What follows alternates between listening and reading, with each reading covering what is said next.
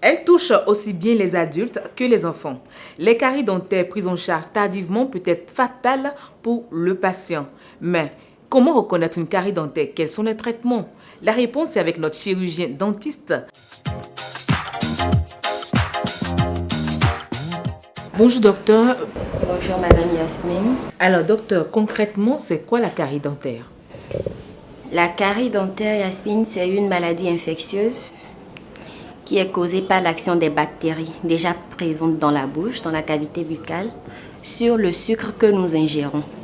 Ces bactéries vont transformer le sucre que nous ingérons en acide et causer des trous sur les surfaces des dents. Donc vous entendrez dire des gens, j'ai un trou dans la dent, j'ai des dents pourries. Donc en fait, c'est ça la carie dentaire.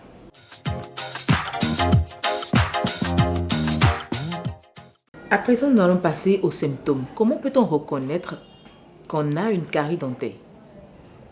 En fait, la carie dentaire a une évolution. Elle suit une évolution. D'abord, nous allons montrer la constitution de la dent. Quand nous divisons la dent, quand nous faisons une coupe longitudinale de la dent, il y a 3 couches qui sont essentielles. Il y a l'émail, qui est libre de nerfs, libre de vaisseaux sanguins. Il y a la dentine, qui est une couche pourvue de nerfs. Et il y a la pulpe, dessinée en rouge là, qui représente le cœur de la dent. En rouge parce que là, il y a du sang et il y a tout le paquet nerveux dans la pulpe. Donc, quand la carie dentaire veut commencer, ça commence par l'émail.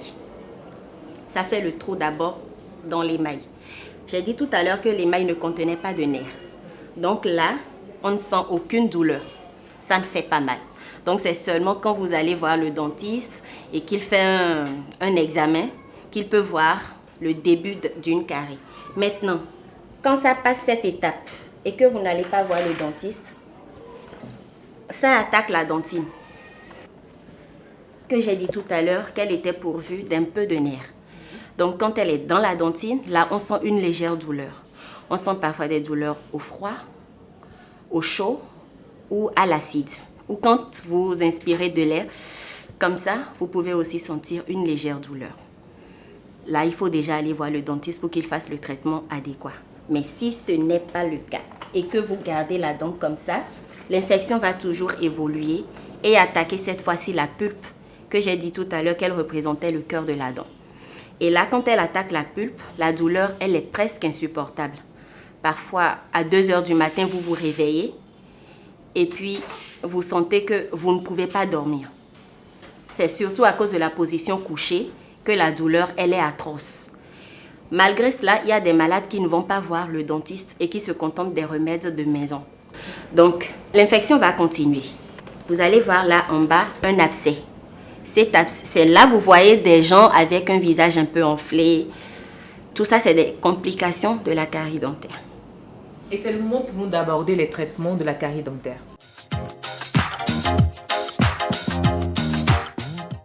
Quel est le traitement approprié?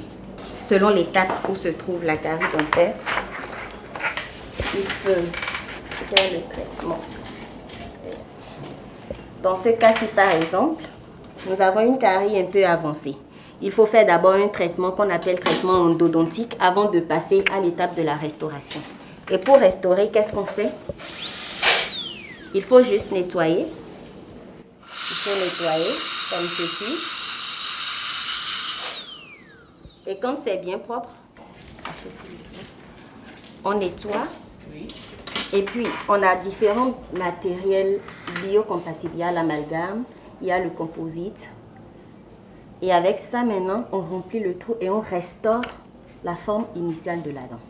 Quand la carie est beaucoup plus évoluée, là, il faut recourir à l'avulsion, c'est-à-dire l'extraction de la dent.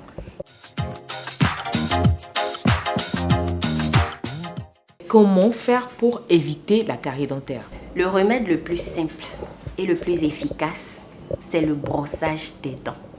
Au moins 2 fois par jour, le matin et le soir, en privilégiant le brossage du soir. Il y a une technique de brossage qui est adaptée. Pour commencer à me brosser, je rince ma brosse, je mets un tout petit peu de pâte de la taille d'un pois, Et là, je pose ma brosse sur la gencive comme ça, avec un angle de 45 degrés. Et je fais ce mouvement de la gencive vers la dent. Il faut le faire plusieurs fois pour être sûr qu'on brosse bien. Il faut le faire plusieurs fois. Ensuite, je change la position de ma brosse et je vais à l'intérieur. Je fais la même chose. Toujours de la gencive vers la dent. Toujours de la gencive vers la dent. Quand je fais ça, je suis sûre que les brèches de la brosse passent en fait entre les dents et éliminent les débris alimentaires restés coincés dans les dents. Maintenant, les surfaces occlusales de la dent. Là, on fait ceci. On fait la même chose en haut. Et puis ensuite, on brosse la langue. Il faut sortir la langue et la brosser délicatement. Pas la peine d'envoyer la brosse jusqu'à l'intérieur, jusque dans la gorge pour nettoyer. Il n'y a rien à nettoyer là-bas. Il faut juste nettoyer la langue délicatement. Merci, docteur. Chers téléspectateurs, mieux vaut prévenir que guérir. Je vous recommande de faire le brossage des dents et n'oubliez pas de faire un tour chez le dentiste une fois par an. C'est si simple pour prévenir les caries dentaires.